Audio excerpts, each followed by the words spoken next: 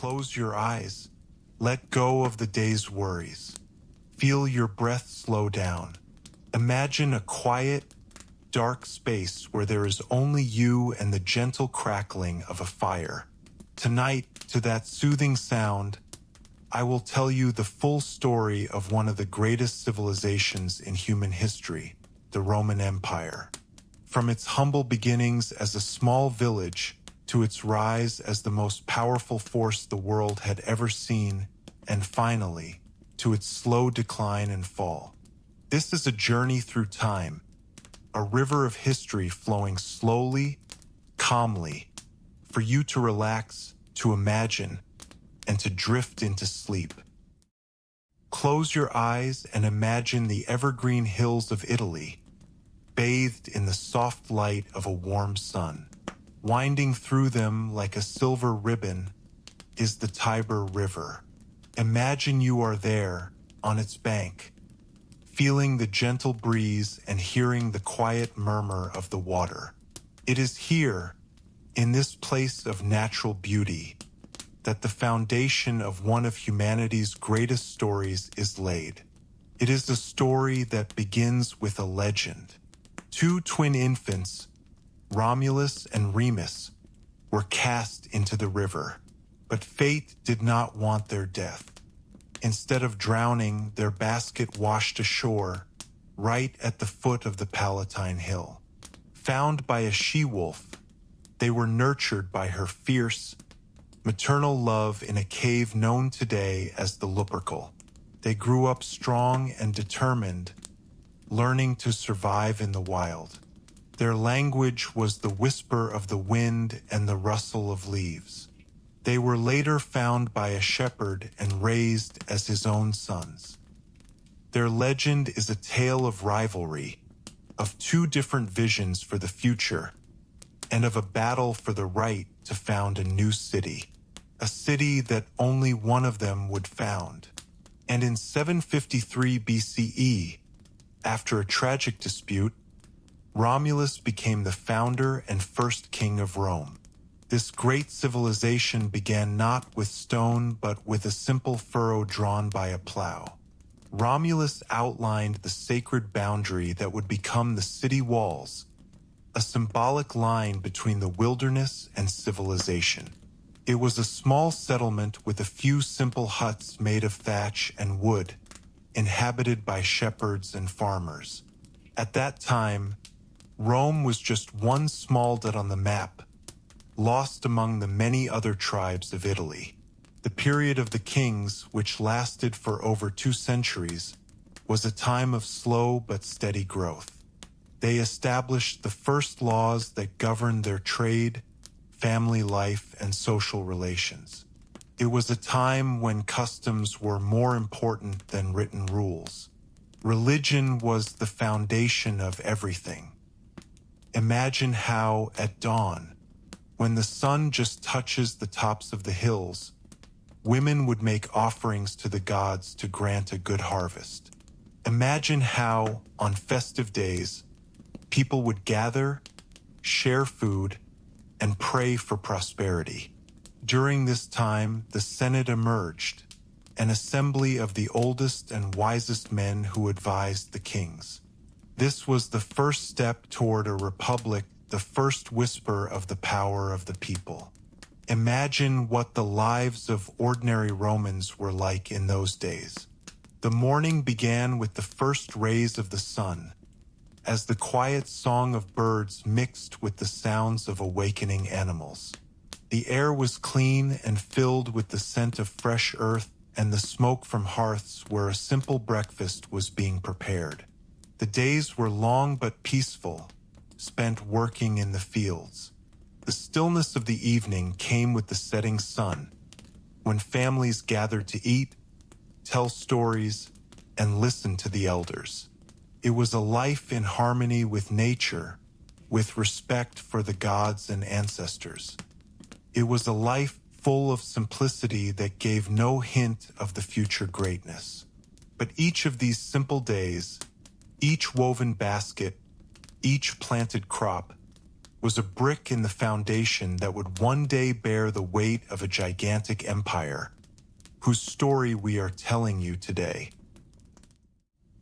The Roman Republic was once a symbol of shared power, a slow, methodical machine of government. But as we move forward in time, we find it straining. The immense wealth and power from the endless wars began to create cracks in the very foundation of the Republic. It was a slow decline, a quiet decay. The old ways were slowly fading. The Senate, once the heart of the Republic, became a place of bitter rivalries and endless, tiresome arguments. The patricians, those old families, amassed great, sprawling estates, with land and resources stretching for miles and miles and miles. They used enslaved people to work these vast fields, and in doing so, they took work from the common Roman citizens, the plebeians. These citizens began to lose their farms, their small plots of land, and they migrated slowly to the great city of Rome itself. They lived in crowded, noisy neighborhoods, where the silence of the countryside was replaced by a constant, low, monotonous hum of people and activity. This was a quiet kind of change, a change that crept into the fabric of society without anyone truly noticing until it was too late. The armies of Rome, once loyal to the state and its ideals, slowly began to shift their loyalty. They became loyal not to the Senate, but to the generals who commanded them, the generals who promised them land and wealth upon their return. This was a very new, and a very slow threat to the old order. One of these generals was a man named Gaius Marius. He was not of the old nobility, but he gained immense power by building his own army from the bottom up. His soldiers were devoted to him. His influence grew slowly, methodically. This was a quiet process of power shifting, like sand sifting through an hourglass. And then, as the tensions of the Republic grew and grew, we encounter a man whose name you know. His name was Julius Caesar. He was not a king, but he would rule Rome as if he were. His journey was a long one, beginning in the distant lands of Gaul. Imagine the slow, rhythmic sound of axes in the deep, dark forests of Gaul, as the Roman legions clear a path. This was not a quick conquest. It was a long, slow, and persistent campaign that lasted for years. For 10 long, slow years, Caesar's armies methodically moved through the territories, building forts one by one and conquering tribes one by one. It was a quiet, steady, grinding advance.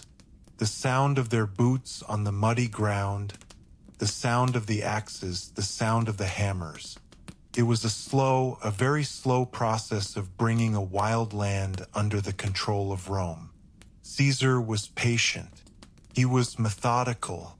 And when his work was done, he was immensely famous. He was immensely wealthy. He was immensely powerful. The Senate, those old ancient men, began to fear him. They feared his power. They feared his ambition. They sent him a message that was an order. They ordered him to return to Rome without his army. This was a moment, a quiet moment, that could have decided everything. Imagine him standing on the bank of the Rubicon River, a small, unassuming river. The water flows slowly, a gentle murmur. He stands there for a long time thinking. He knows that if he crosses with his army, he will begin a civil war. He knows this. He takes a long, slow breath, and then he gives the command. His men, loyal to him, begin to cross the river. Their boots splash softly in the water, one step at a time, one step at a time. This was a quiet sound that marked the end of the Republic. Caesar marched to Rome. He took control. He was appointed dictator. He began to enact reforms, many reforms. He gave land to the soldiers. He gave grain to the poor. He created new jobs. He changed the calendar. He was bringing order to the chaos, but those in the Senate saw a different future. They saw a man who would become a king, a man who would take their power away. And so they planned. The conspiracy was slow, quiet. No one knew. No one suspected anything. The day was March 15th, 44 BCE. Caesar walked into the Senate meeting, a large, quiet building. The air was still. The men rose to greet him. There was no noise, just the soft shuffling of feet and the quiet whispers. Then the knives came out, a series of soft, quiet blows. It was a quick end to a long life, the death of one man, but it was also the death of the Republic. The city was in chaos for a while, but then order was slowly restored. The old way of life was gone.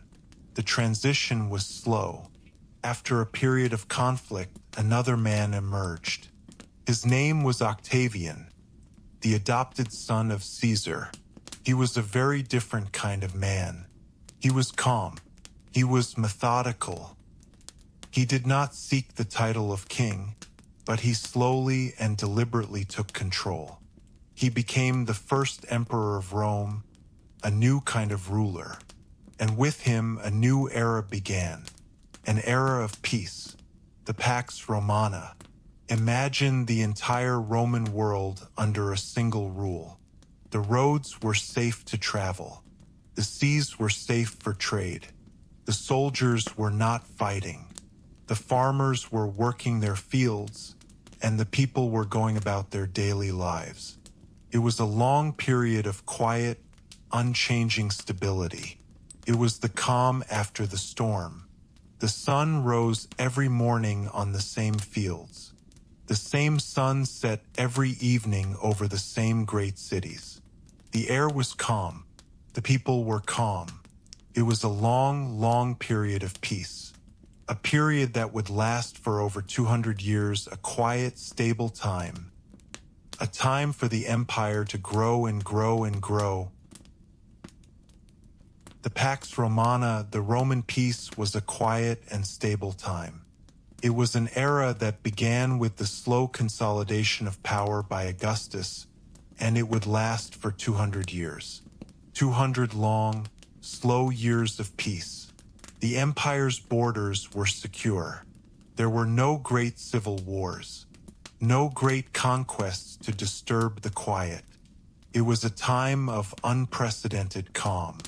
The great emperors of this age were not conquerors in the old way, but rather stewards and builders. Imagine the reign of Trajan, a man of immense calm and a steady hand.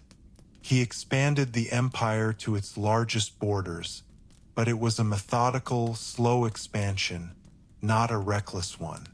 He built great things, like his magnificent forum, a sprawling complex of columns and arches where people would walk slowly, their footsteps echoing softly in the great, open space. Then there was Hadrian, a man who believed in order and stability. He traveled across the entire empire, observing, checking, making sure everything was in its proper place. Imagine the long, slow journeys he took, riding on dusty roads, past villages and fields that were at peace. He built a great wall in Britain, a long stone wall that stretched from one side of the island to the other. A solid, unmoving line of defense, a symbol of stability, of quiet permanence. And then Marcus Aurelius, the philosopher emperor. His life was not of action, but of quiet thought.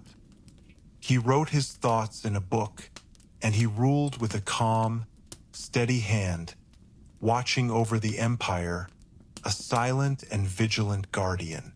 Life in Rome during this golden age was a flowing, constant stream of activity, yet it was a slow, predictable rhythm.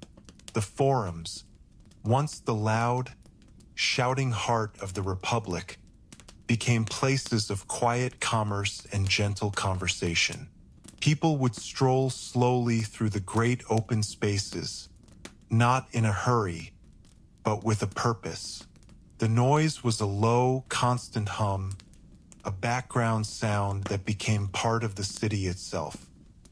In the great amphitheaters, where gladiators would once fight to the death, the sounds were distant and muffled. You could hear the roar of the crowd, but it was far away, a soft drone that was easily ignored. The entire empire was connected by roads, a massive network of stone paths that stretched for thousands of miles. These were not just roads for armies, but roads for trade, for people, for ideas. Imagine the long journey of a merchant carrying silk from the east or spices from the south. The journey was slow, safe, and predictable. The roads were a symbol of the order that Rome had created, a quiet testament to its power. Water, too, was a sign of this calm order. Great aqueducts, some of which still stand today, carried water from the distant mountains to the city. Imagine the water flowing slowly through the stone channels, a gentle, constant sound that would fill the air as it neared the city. It was a rhythmic sound, a reassuring sound, a sign of life and stability. The contrast between the rich and the poor was also a part of this quiet rhythm. The rich lived in great villas, with beautiful gardens and cool marble floors. They would spend their days in quiet contemplation or in slow, enjoyable meals. Their lives were filled with comfort and quiet luxury. The poor lived in multi-story apartment buildings, where life was more crowded, but still had its own rhythm. They would wake up with the sun, go to work in the workshops, and then return home for a simple, quiet meal. The sounds of their neighborhoods were a different hum, but still a hum, a constant, predictable sound that lulled you into a sense of safety. And as the day would draw to a close, a new rhythm would take over. The air would cool, and the streets would empty slowly. The sound of footsteps on the stone paths would grow softer, more distant. The street vendors would pack up their wares, their voices fading into the background. The torches in the streets would cast long, dancing shadows on the walls, and the light would grow dim and soft. From a distance, you could hear the quiet, peaceful conversation of families eating their evening meal. The scent of roasted meat, of bread, of wine, would drift on the gentle night air.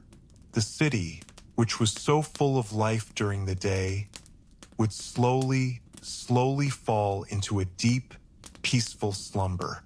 The hum of the city would not stop entirely, but it would become a low, gentle rumble, a quiet lullaby for the sleeping city, a lullaby of 200 years of peace, a golden, unchanging period of time, a period that slowly began to fade. The long, quiet era of the Pax Romana could not last forever. A change was coming. It was not a sudden, dramatic change, but a slow and creeping one. A subtle feeling of unease that began to settle over the empire. The Golden Age was not ending with a bang, but with a whisper, a quiet fading of the light. The 3rd century was a time of great trouble, but the trouble was not loud. It was a time of a quiet crisis. The economy was slowly beginning to fall apart. The constant wars, not with a great enemy, but with many small, constant skirmishes on the borders, began to drain the empire's wealth. There was not enough gold, not enough silver. The coins became lighter, a quiet sign of the slow erosion of value. Things became more expensive. Life became a little harder. This was not a quick change. It was a slow, gradual process that settled over the empire like a heavy, silent fog. And then there were the epidemics. They would come slowly, quietly, sweeping through the cities, from one street to the next. They would take their toll, and then they would slowly recede, but the empire would never quite be the same. The population would get smaller. The fields would go unworked. It was a very quiet kind of sadness that settled over the land. This was also a time of great instability. The emperors came and went. In 100 years, there were over 20 different emperors, one after another. One would rule for a few years, and then another would take his place. There was no rhythm, no predictability, just a constant, slow, and tiring series of changes at the very top. There was no stable, steady hand to guide the empire through its troubles. It was a quiet kind of chaos, a form of exhaustion. And then a new kind of order was imposed. The Emperor Diocletian decided to divide the vast empire. He split it into two halves, the Western Roman Empire and the Eastern Roman Empire. Imagine a map being slowly drawn. The line stretched down the middle of the empire, a silent, symbolic division. The two halves were meant to support each other, to help one another, but they began to drift apart. Slowly, and then more quickly, they began to operate on their own. The East became a little more prosperous, a little more stable. The West began to struggle a little more, slowly, and then with more difficulty. It was a quiet kind of separation, like two old friends who, over time, just slowly stopped talking to each other. A new center of power was then established. A man named Constantine founded a new capital city. He chose a quiet, unassuming place on a peninsula, a place where Europe meets Asia. He named it Constantinople, the city of Constantine. The building of this city was a long, slow, methodical process. Stones were hauled. Walls were built. One block after another. One stone after another. The city slowly rose from the ground. It was a new capital, a new seat of power, a new heart for the Eastern Empire. It was a symbol of a shift, a new beginning, a quiet sign that the old city of Rome, though still important, was no longer the only center of the world. And as all of these changes were happening, a new religion was slowly, quietly spreading across the empire. It was Christianity. It did not come with an army. It did not come with a loud proclamation. It spread through whispers and quiet conversation. It spread from person to person, from house to house. In the quiet catacombs, people would meet, speak softly, and find a new kind of peace. It was a faith that was simple and it was humble. Over time, it grew and grew, and then it became powerful. It was a very quiet revolution of the spirit. The old gods, the old ceremonies, the old rituals began to fade away slowly. The altars were no longer as busy. The old temples were not visited as often. It was a very quiet changing of the guard. And this new faith, a faith of peace, was slowly taking hold. It was a quiet kind of change that was happening from within, a silent transformation that would eventually shape the entire world. The empire was still there, but it was different. It was divided. It was older. It was facing new troubles. But through it all, it endured. It continued on its slow, quiet path.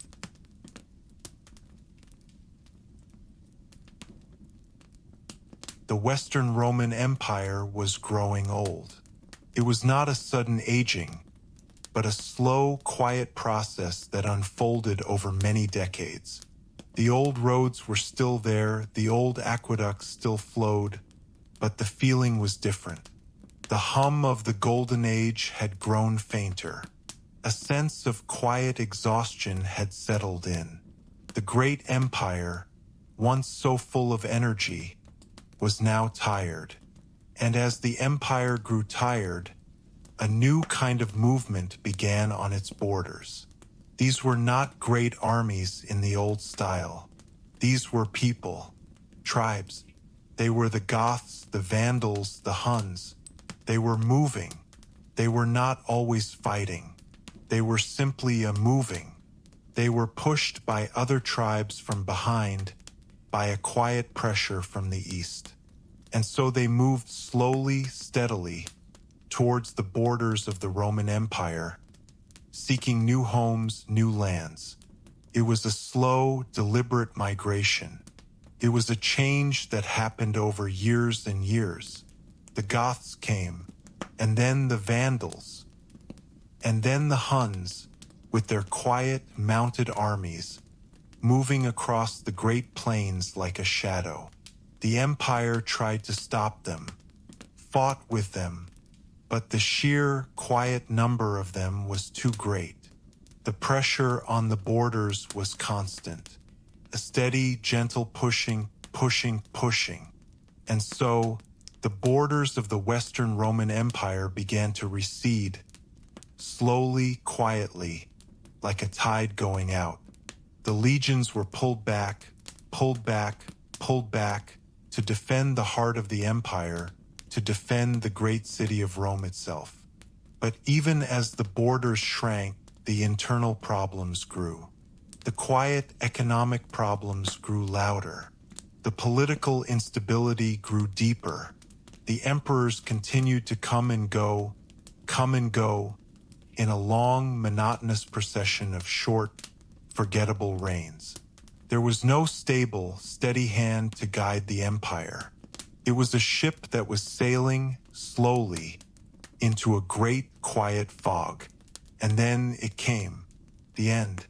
It did not come with a great crash. It did not come with a loud battle. The end came quietly.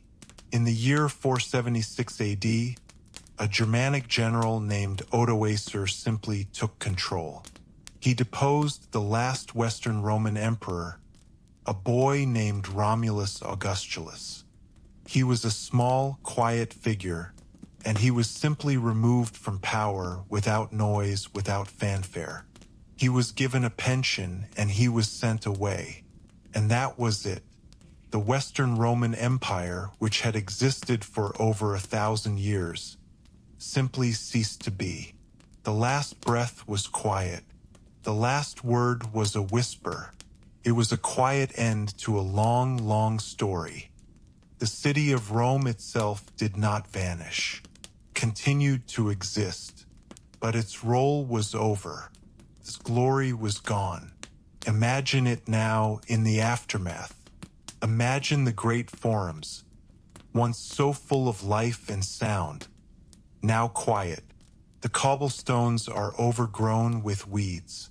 The marble statues are broken and scattered.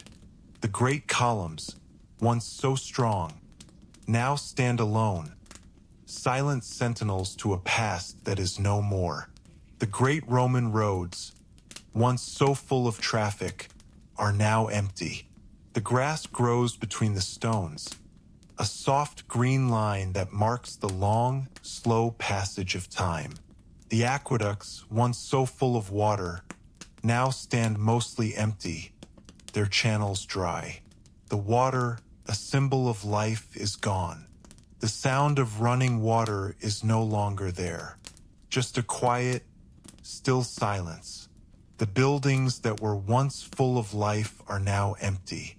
Their roofs have fallen in. Their walls are crumbling stone by stone. The great amphitheater is quiet. The roar of the crowd is gone. The smell of the food is gone. The cheers are gone. There is only the wind blowing quietly through the empty arches.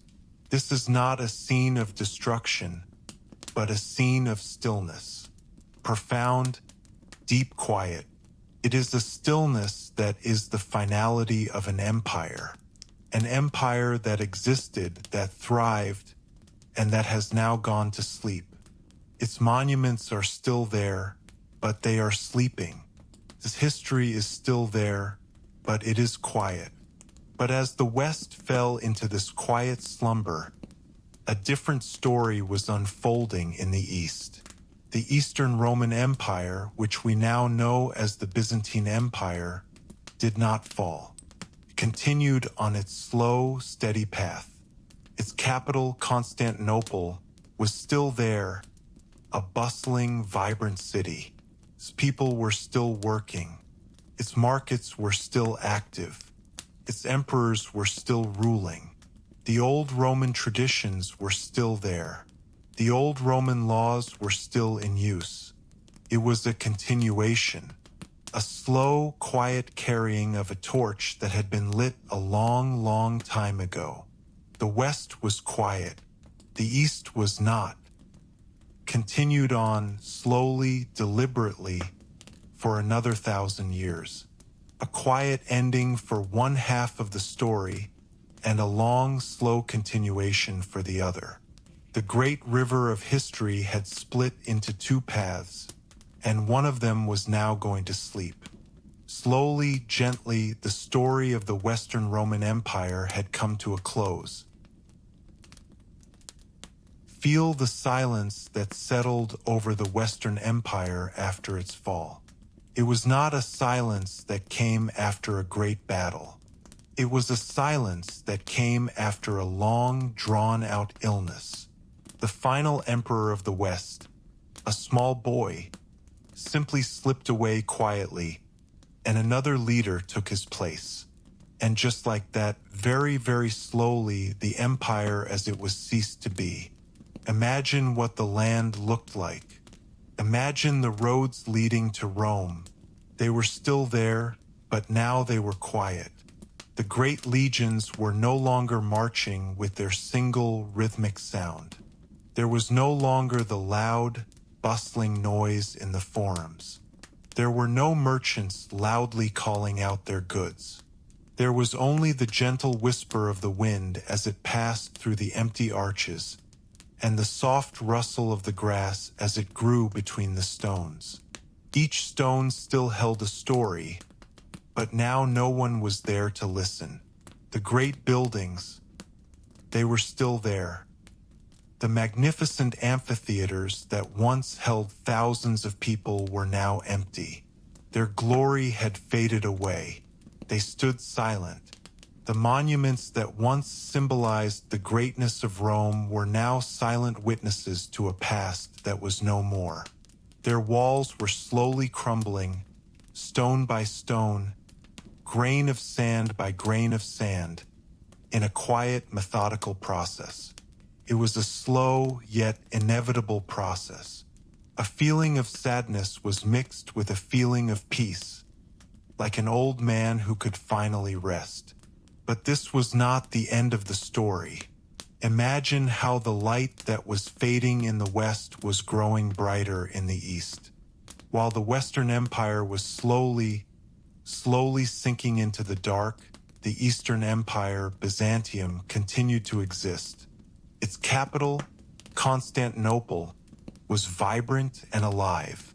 It was the new heart of the empire, a heart that continued to beat. There, the roads were still full of people. The markets were still full of merchants. People were talking, buying, selling, discussing news and gossip. Life continued on. The laws that were created in Rome continued to be used in Constantinople. It was the same story, but with a new beginning. It was as if a great river had split into two parts. One part flowed to the west, its stream growing slower and slower until it became a quiet, still lake.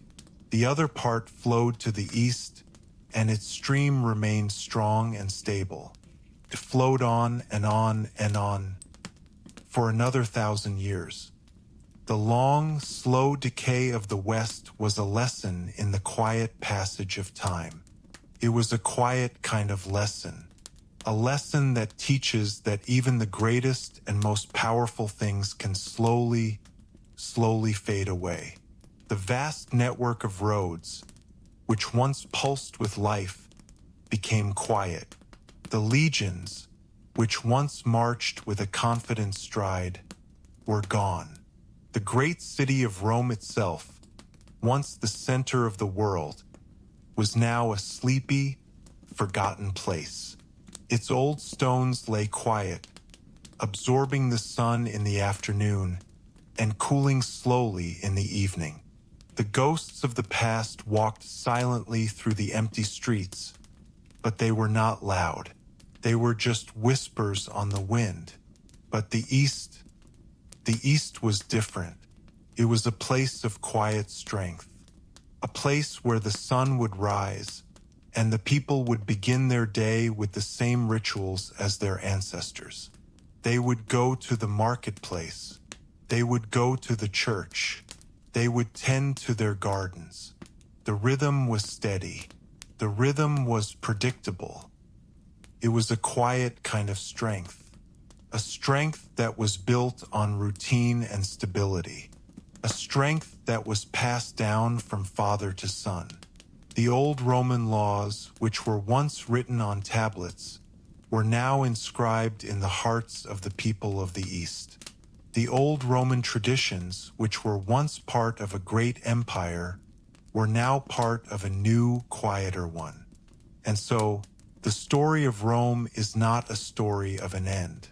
It is a story of a long process of change, a process of transformation, a process of fading away and of being reborn. It is a story that teaches that nothing truly ends. It just changes its shape. It changes its form. It moves from one place to another, from the sun-baked hills of Italy to the bustling city of Constantinople, from the loud, boisterous halls of the Senate to the quiet, peaceful whispers in the churches. It is a story that continues to live, even today, in the words we use, in the laws we follow, and in the ideas we hold dear. It is a story that has gone to sleep, and as you too fall into a peaceful slumber, you can rest easy knowing that the great story of Rome is not over. It is simply resting. It is simply waiting. And as the sun sets and the moon rises, you can close your eyes and know that the world is calm. And the story, the long story, has reached a quiet and peaceful end. And so our long, slow journey through time comes to an end.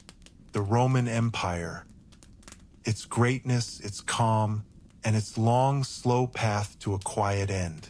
All of it is now a part of history.